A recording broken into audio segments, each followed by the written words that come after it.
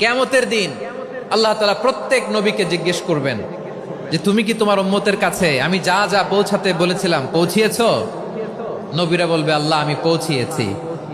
নবীদের কথা ঠিক কিনা সত্য কিনা এর সপক্ষে তখন বিশ্বনবী সাক্ষী দিবেন। সুবহানাল্লাহ পড়েন।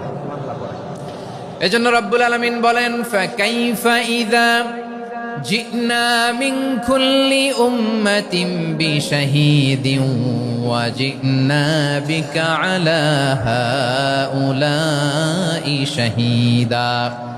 তখন কেমন হবে যখন প্রতিটি উম্মত থেকে আমি একজনকে সাক্ষ্য হিসেবে বের করে আনবো, আর তাদের উপরে নবী আমি আপনাকে সাক্ষ্য বানাবো। পড়েন সুবহানাল্লাহ।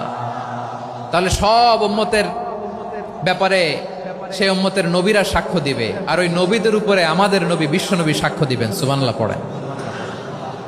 এজন্য বিশ্বনবী হচ্ছেন শাহিদ। শাহিদের আরেকটা ব্যাখ্যা হচ্ছে বিশ্বনবী সাল্লাল্লাহু আলাইহি ওয়াসাল্লাম আমাদের সাক্ষীর উপরে তিনি সাক্ষী দিবেন।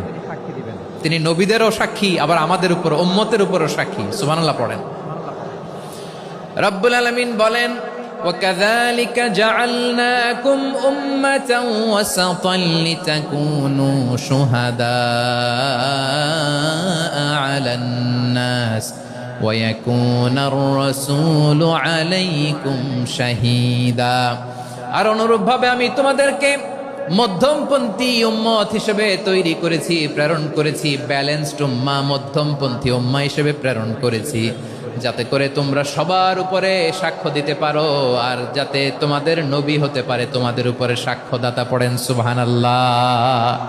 আমরা হচ্ছি ব্যালেন্সড উম্মাহ, আমরা সবার ব্যাপারে সাক্ষ্য দিব, আর আমাদের উপর সাক্ষ্য দিবে স্বয়ং বিশ্বনবী। সুবহানাল্লাহ পড়েন।